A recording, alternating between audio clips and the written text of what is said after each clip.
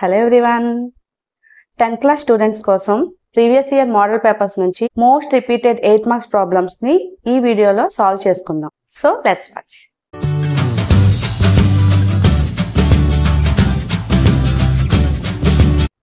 Hello my dear students.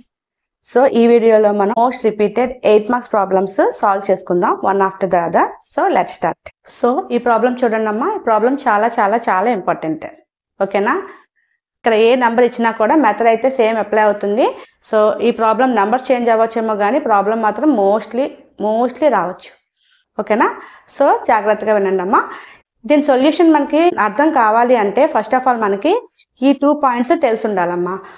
ఒకటి note point ఏంటంటే if p is a prime number and a is a positive integer, అప్పుడు ఏమవుతుంది? p divides a square, then p also divides a.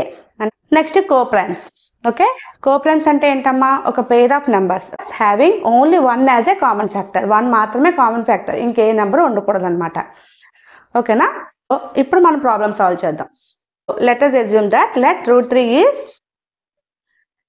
Rational అనుకుందాం. Okay, so rational definition నుంచి ఏమవుతుందమ్మా? therefore √3 is equals to some r by s. ఓకేనా? Where r and s are integers. Okay, so ఇక్కడ √3 అనేది r by s, కానీ అక్కడ r s మాత్రం integers కదా. So integers తీసుకున్నట్టయితే మనకి ఏమైనా కామన్ ఫ్యాక్టర్స్ వచ్చే ఛాన్సెస్ ఉంటాయి కదా. సో ఫర్ సపోజ్ అలాంటి కామన్ ఫ్యాక్టర్స్ వచ్చినట్టయితే ఏ కామన్ ఫ్యాక్టర్ అయితే వచ్చిందో దాంతో దీన్ని కంప్లీట్గా డివైడ్ చేసేసి లీస్ట్ ఫామ్లోకి కన్వర్ట్ చేసేయాలన్నమాట. ఓకేనా? సో లీస్ట్ ఫామ్లోకి కన్వర్ట్ చేసిన తర్వాత వచ్చే వాల్యూ ఏదైతుందో దాన్ని √3 is equals to a by b అని చెప్తాం. ఓకేనా? So √3 is equals to a by b అనే ఫామ్లోకి మారిపోతుంది, where a and b are okay co-primes. So √3 is equals to a by b కాబట్టి స్క్వేరింగ్ ఆన్ బోత్ సైడ్స్ చేద్దాం. ఓకేనా? Squaring on both sides చేస్తే ఏమవుతుందమ్మా? 3 is equals to a square by b square. So 3 equals to a square by b square implies 3b square is equals to a square. దీన్ని equation 1 అనుకుందాం. ఓకేనా? ఈ equation 1 నుంచి మనం ఏం చెప్పొచ్చమ్మా? 3 divides a square. Okay, 3 divides a square అని చెప్పొచ్చు. 3 divides a square అయితే 3 also divides a, isn't it? ఎక్కడి నుంచి వచ్చింది? ఈ నోట్ పాయింట్ నుంచి వచ్చింది అనమాట. ఓకేనా? సో 3 అన్నది ఏని కూడా డివైడ్ చేస్తుంది అనమాట. సో నెక్స్ట్ ఇప్పుడు మనకి 3 ఏం డివైడ్ చేస్తుంది కాబట్టి a by 3 is equals to some constant c. అవునా కాదా? Okay, so that implies a is equals to 3c. Okay, squaring on both sides చేద్దాం. అప్పుడు ఏమవుతుందమ్మా? a square is equals to 9c square. Okay, so a square అంటే ఇక్కడ ఈ condition నుంచి ఏమవుతుందమ్మా? 3b square equation 1 నుంచి. So a square బదులు 3b square తీసుకుంటున్నాం. 3b square. Okay, since from equation 1. ఇక్కడ వరకు క్లియరే కదా? Now so b square is equals to 9 by 3 అంటే 3c square. ఓకే, సో దీన్ని సెకండ్ ఈక్వేషన్ అనుకుందాం. సో ఇప్పుడు ఈక్వేషన్ 2 నుంచి మనం ఏం చెప్పొచ్చు? ఈ 3 అనేది b square డివైడ్ చేస్తుందని చెప్పొచ్చు కదా. Same like this. So 3 divides b square. That implies 3 also divides b కదా. ఎక్కడి నుంచి వచ్చింది? ఈ నోట్ పాయింట్ నుంచి. ఓకేనా? సో 3 అన్నది bని కూడా డివైడ్ చేస్తుంది. Okay, now from equation 1 and 2 మనం ఏం కన్క్లూడ్ చేసామమ్మా? ఈక్వేషన్ 1 నుంచి మనం 3 divides a అని చెప్పాం. ఈక్వేషన్ 2 నుంచి 3 divides b అని చెప్పాం. అంటే ఇక్కడ ఏంటి? ఈక్వేషన్ 1 and 2 నుంచి 3 is dividing okay a and also b. 3 ఏని bని రెండింటిని డివైడ్ చేస్తుంది అంటే మీనింగ్ ఏంటమ్మా? 3 ఈజ్ అ కామన్ ఫ్యాక్టర్ కదా. కామన్ ఫ్యాక్టర్ దేనికమ్మా? a and b. So 3 is a common factor for both a and b. But this is a contradiction for a comma b are co-primes. Okay, ఈ contradiction ఎందుకు వచ్చింది అంటే మనం తీసుకున్న assumption వల్ల వచ్చింది. సో ఇక్కడ మనం ఇక్కడ ఎజ్యూమ్ చేసుకున్న √3 ఈజ్ రేషనల్ అనుకున్నాం కదా, అది తప్పు అనమాట. ఓకేనా, √3 ఈజ్ నాట్ ఏ రేషనల్ కానీ దాన్ని ఏమంటాం మనం, ఇర్రేషనలే కదా. Therefore √3 is irrational. This is our conclusion. I think it is clear. Here we have to prove that √2 plus √5 is irrational. So ఇది కూడా కాంట్రడిక్టరీ వేలోనే ప్రూవ్ చేద్దాం. ఓకేనా, సో ఫస్ట్ ఏం చేసుకోవాలమ్మా మరి, let us assume. Okay, so let us assume that √2 plus √5 is ఏమనుకోవాలమ్మా, rational. Okay, so √2 plus √5 is equals to some a by b form కదా, where a comma b are integers. Okay, so √2 is equals to a by b minus √5. So let us square on both sides. So అదేమవుతుందమ్మా, √2 whole square is equals to a by b minus √5 whole square. So ఇది ఏమవుతుందమ్మా, a minus b whole square అనే ఫామ్లో ఉంది కాబట్టి a square minus 2ab, okay, plus b square అంటే √5 whole square. Okay, square √2 cancel, ఇక్కడ కూడా square √2 cancel. So this is equals to 2 is equals to a. So 2 అటువైపు పంపిద్దాం, దీన్ని ఇటువైపు తీసుకొద్దాం. సో ఏమవుతుందమ్మా, 2a by b into √5 is equals to a square by b square, okay, plus 5 minus 2. So అదేమవుతుందమ్మా, ఓకేనా. So that is equals to a square plus 3b square by b square. Okay, so √5 is equals to a square plus 3b square by b square. Okay, so ఇక్కడ 2a by b ఉంది కదమ్మా, అటువైపు వెళ్ళేసరికి reciprocal అవుతుంది. Okay, divide అవుతుంది అంటే reciprocal into b by 2a. Okay, so that equals to a square plus 3b square by bb cancel అవుతుంది 2ab. Okay, so ఇక్కడ ఇది LHS, ఇది RHS. So this is √5, right. So ఇక్కడ మనకు వచ్చిన RHS ఏదైతే ఉందో ఇది మనకి rational form, p/q form, rational form కదా. సో ఇది రేషనల్ ఫామ్ కాబట్టి ఏమవుతుందమ్మా, రేషనల్ అవుతుంది. సో ఇది రేషనల్ అయితే మనకి ఇక్కడ LHS ఉన్న √5 కూడా రేషనల్ అని మీనింగ్ వస్తుంది. So this is a contradiction. Why it is a contradiction? Because √5 is irrational. Okay, our assumption is wrong. So therefore √2 plus √5 is irrational. So this is our conclusion. Hence proved. I think it is clear. So ఈ problem చూడండి అమ్మా, ఈ equation కి మనం ఇక్కడ roots find out చేయాలి, but using the method of completing the squares method use చేయాలి ఇక్కడ. సో ఆ మెథడ్ చాలా జాగ్రత్తగా వినండి. ఓకేనా, ఫస్ట్ మనం ఈక్వేషన్ యాజ్ ఇట్ ఈస్గా నోట్ చేసుకున్నామమ్మా. ఇక్కడ ఫస్ట్ కంప్లీటింగ్ ద స్క్వేర్స్ మెథడ్లో ఫస్ట్ మనం గుర్తుపెట్టుకోవాల్సింది ఏంటంటే x² కోఎఫిషియంట్ ఏదైతే ఉందో దాన్ని 1 చేసుకోవాలి. ఓకేనా, సో ఇక్కడ x² కోఎఫిషియంట్ 5 ఉంది కాబట్టి మొత్తాన్ని 5తో డివైడ్ చేస్తే మనకి కోఎఫిషియంట్ ఆఫ్ x 1 అయిపోతుంది. సో దట్ ఇంప్లైస్ ఏమవుతుందమ్మా, x² okay minus 7/5x minus 6/5 is equals to 0. Okay, ఇక్కడ ఏం చేసామమ్మా, కోఎఫిషియంట్ ఆఫ్ x² ఎలిమినేట్ చేసామన్నమాట 5తో డివైడ్ చేసి. So that implies x² minus 7/5x is equals to 6/5. Okay, so now compare x² minus 7/5x ఉంది కదమ్మా. Okay, దీన్ని a² minus 2bxతో compare చేసుకుందాం.